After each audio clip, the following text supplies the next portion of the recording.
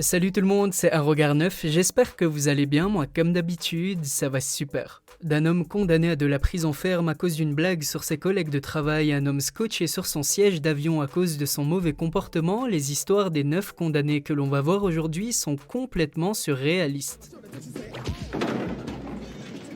On part donc directement, comme à notre habitude, à la découverte de 9 histoires de prisonniers choquants. C'est parti. Numéro 1, la mauvaise blague qui tourne mal. On commence la vidéo avec un homme de 44 ans nommé Ben Waller qui habite aux États-Unis et plus précisément au Texas. Je voudrais rentrer au Texas. Et bon, comme vous le voyez, à première vue, il a l'air complètement mort de rire et en écoutant son histoire, vous allez vite comprendre pourquoi. Ben a travaillé durant plus de 20 ans dans l'industrie pétrolière et gazière, il a gagné pas mal d'argent au fil des années et a décidé de prendre une retraite anticipée pour profiter des fruits de son travail. Il a donc tout naturellement invité ses différents collègues de l'industrie qu'il n'appréciait pas beaucoup au passage et il les a conviés à une fête d'adieu pour son départ. Au revoir. Bon, la fête était tout ce qu'il y avait de plus classique, une table pleine avec des bonbons, des sucreries, des boissons et un petit barbecue pour couronner le tout.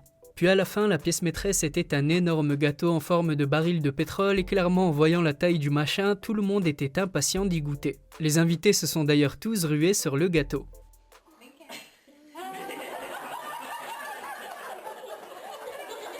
Le gâteau a donc été coupé en 120 morceaux qui ont été dispersés et offerts à plus de 100 personnes qui étaient invitées. Et vous allez me dire, jusqu'à là on comprend pas trop la raison de son incarcération, et bien je vous ai pas précisé que Ben est un vrai farceur. Et pour fêter son départ comme il se doit et partir d'une manière que personne n'oubliera jamais, il a décidé de mettre plus de 10 boîtes de laxatifs dans le gâteau.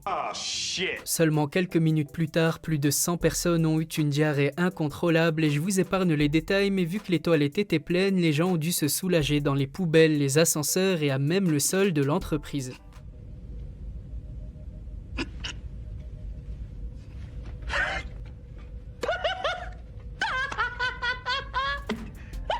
Et le chaos a mis un sourire si grand sur le visage de Ben Waller et surtout qu'il était un des seuls n'ayant pas mal au ventre, il a directement été découvert. Il a finalement été incarcéré à la prison du comté de Harris durant quelques jours puis libéré vu que personne n'a voulu porter plainte pour cette blague de mauvais goût. Numéro 2.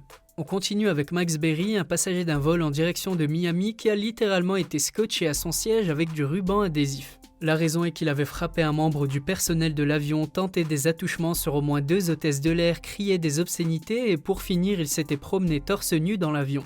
Mais il est complètement fou, ce mec. Selon les membres de l'équipage, Max Berry, âgé de 22 ans seulement, était déjà ivre quand il a pris l'avion. Et pour mettre fin à son comportement déplacé et éviter d'autres incidents, ils l'ont finalement scotché à son siège avec du ruban adhésif qui couvrait aussi sa bouche. T'as plus droit à la parole. Un autre passager à bord a filmé la scène et l'a posté sur les réseaux sociaux, la vidéo est rapidement devenue virale et je vous laisse voir quelques extraits.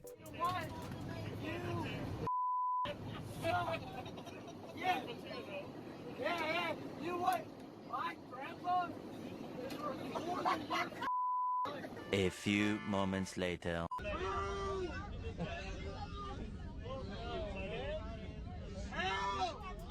Berry était accusé de plusieurs chefs d'accusation dont coups et blessures et il a finalement été libéré après avoir déposé une caution de 1 500 $.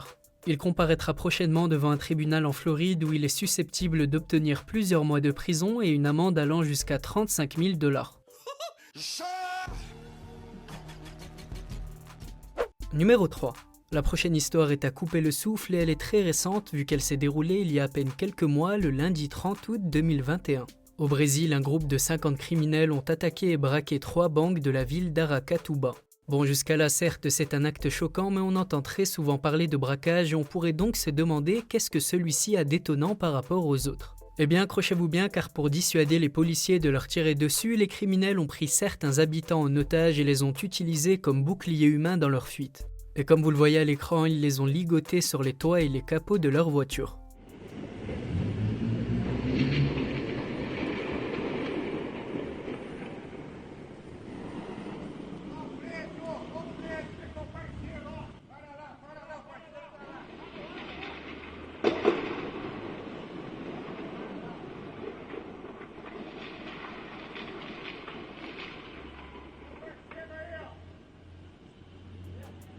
Vous l'avez vu, c'est une scène complètement surréaliste et digne d'un véritable jeu vidéo. Pour choisir leurs otages, les braqueurs ont pris une dizaine de personnes qui se baladaient tranquillement dans la rue et les criminels les ont menacés de leur tirer une balle dans la tête s'ils refusaient d'être attachés sur les toits des voitures. Et la technique des boucliers humains n'a même pas été la seule méthode pour freiner les policiers et les criminels ont dissimulé dans toute la ville des bombes pour faire perdre du temps aux forces de l'ordre. Les forces spéciales de la police ont dû passer la ville au peigne fin pendant plus de 24 heures pour désamorcer toutes les bombes, ce qui leur a fait perdre un temps considérable dans la traque des criminels. Numéro 4. Le prochain est un homme qui a complètement terrorisé la Californie entre les années 1970 et 1980. Joseph James DeAngelo Jr., surnommé le tueur du Golden State, a été condamné à 11 peines de prison à vie sans possibilité de libération conditionnelle. Cet ancien policier de 74 ans avait reconnu 13 meurtres et des dizaines de viols dans le cadre d'un accord négocié avec l'accusation pour lui éviter la peine de mort. Murder in the first degree, how do you plead? Guilty. Kidnapping with intent to commit rape, do you admit or deny? I admit. Murder in the first degree, to that charge, sir, how do you plead? Guilty. Après avoir écouté pendant 4 jours les différents témoignages des familles et la liste de ces horribles crimes, il s'est levé peu avant l'énoncé du verdict et a dit « J'ai écouté tous vos témoignages, chacun d'entre eux, et je suis vraiment désolé pour tous ceux que j'ai blessés. » I've listened to all your statements, each one of them.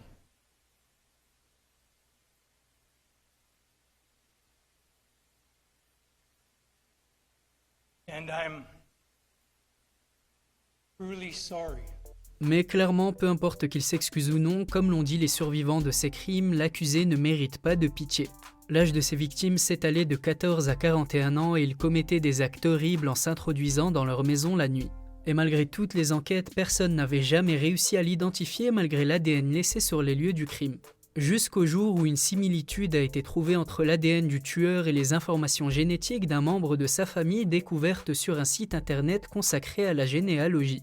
Et comme on l'a dit plus tôt, il a échappé à la peine de mort car il a assumé ses actes mais restera le restant de sa vie derrière les barreaux. Numéro 5. On change un petit peu de registre avec une histoire motivante et très touchante. Il y a 16 ans, un juge du Michigan a évité une longue peine de prison à un jeune dealer et comme vous allez le voir, ce dernier n'a pas gâché cette seconde chance. Edward Martel a abandonné l'école à l'âge de 17 ans et quitté le domicile familial. Par manque de moyens, il tombe dans l'illicite et se lance dans le trafic de drogue, mais il est finalement arrêté en 2005 et présenté dans la salle d'audience du juge Bruce Morrow. Durant plusieurs années, il repasse plusieurs fois devant le juge Bruce Morrow pour différents délits et prend des amendes, des petites peines de prison et autres, mais à cause de la récidive lors de sa dernière accusation, alors qu'il avait 27 ans, il risquait une grosse peine de prison. Vu qu'il ne voulait pas se calmer, il risquait jusqu'à plus de 20 ans de prison. Mais le juge, au lieu de le condamner et connaissant bien Edward, décide de faire une chose exceptionnelle. En voyant chez lui un énorme potentiel et une absence de violence malgré son activité illicite, le juge décide de lui offrir une seconde chance. Il le condamne à plusieurs années de sursis en lui disant « C'est la dernière fois et je te mets au défi de faire quelque chose de grand et de revenir me voir d'ici quelques années. » Et autant vous dire que le défi a été relevé, quelques années plus tard, Edward Martel retourne au tribunal du juge Bruce Morrow, cette fois-ci non pas en tant qu'accusé, mais pour être nommé avocat par le même juge qui l'avait relaxé quelques années plus tôt. À force de passer au tribunal, il avait été ébloui par le métier d'avocat et a décidé à 27 ans de chasser ses anciens démons et de se lancer dans une aventure inédite, celle de la défense des personnes accusées. Numéro 6. On continue avec un homme qui a fait flipper pas mal de personnes en raison de son comportement étrange. Il est surnommé l'homme silencieux et depuis 2014, David Homson, un homme de 51 ans, bloque régulièrement la circulation de nombreuses routes dans le sud du pays de Galles. L'homme agit tout le temps de la même manière, il se tient debout au milieu du trafic sans dire un seul mot et il essaie de provoquer des accidents. Je dis simplement c'est bizarre, première chose bizarre. Deuxième chose bizarre, je trouve ça pour le moins bizarre. Bon, clairement, la police ne savait pas quoi en faire et même menotté, David a refusé d'expliquer ses motivations. Et toujours après 9 arrestations pour les mêmes faits, il refuse de dire un seul mot à la police qui essaie à tout prix de connaître ses motivations afin de lui proposer une solution adaptée pour sa santé mentale. Depuis 2014, il a passé plusieurs jours en prison et sa prochaine condamnation sera annoncée d'ici quelques semaines. Et clairement, vu l'état de la personne, à mon avis, c'est direction hôpital psychiatrique. Numéro 7. Le site Facebook ne résout pas les crimes, mais il a souvent contribué à repérer des suspects et c'est justement ce qu'il s'est passé avec la prochaine histoire. Dans le Montana aux États-Unis, un homme de 23 ans nommé Levi Charles Reardon s'est fait arrêter après avoir liké son propre avis de recherche. L'avis de recherche avait été posté par une association citoyenne dont le but est d'aider les autorités locales à retrouver des criminels en cavale. Et d'habitude, les internautes livrant une information capitale sont rémunérés jusqu'à 1000 $.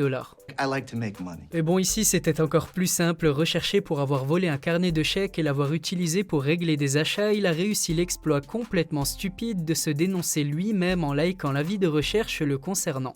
Et résultat, grâce aux informations sur son Facebook et sa localisation, il a pu être arrêté seulement quelques heures plus tard. Numéro 8. On l'a très souvent vu lors des vidéos sur les condamnés à la prison, il arrive que des accusés s'effondrent en sanglots en apprenant leur sentence. Et bien pour le prochain, il s'est également effondré, non pas pour sa sentence, mais pour une autre nouvelle qu'il a reçue. Comme le rapporte la BBC, Richard Thomas, un homme de 27 ans, a été condamné en 2013 à 5 ans et 4 mois de prison pour le viol d'une femme pendant qu'elle dormait. La femme était une amie à lui, il savait qu'elle prenait des somnifères pour ses problèmes de sommeil et il en a donc profité. Et un soir, alors qu'il était alcoolisé, il est entré chez elle la nuit et l'a agressée.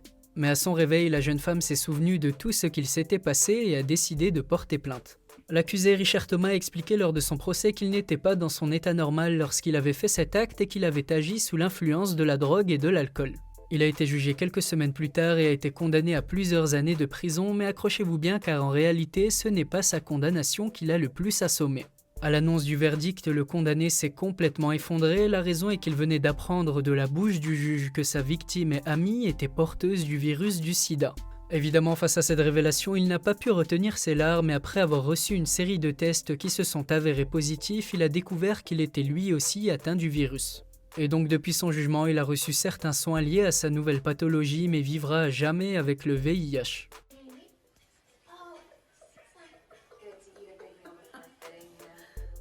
Et le numéro 9. On termine la vidéo avec 3 trafiquants de drogue devenus millionnaires alors qu'ils étaient en prison. En avril 2019, les forces de l'ordre suédoises ont saisi 36 bitcoins chez 3 trafiquants de drogue condamnés pour avoir vendu de grandes quantités de drogue en ligne. Mais suite à la saisie des bitcoins d'une valeur d'environ 130 000 € à cette époque, la procureure a converti la somme d'argent que les dealers devaient à l'État pour leurs bitcoins en couronne suédoise. Et c'est cette valeur qui a été inscrite dans le dossier. Le truc c'est que l'État suédois n'a pas immédiatement vendu les bitcoins et lors des enchères qui ont eu lieu en 2021, les bitcoins se sont vendus à plus de 1,3 million €. Et étant donné que les autorités ont infligé une amende aux criminels en couronne suédoise, il n'a fallu que 3 des 36 bitcoins pour couvrir le coût. Et à présent, le gouvernement doit rembourser les 33 bitcoins restants aux trafiquants de drogue.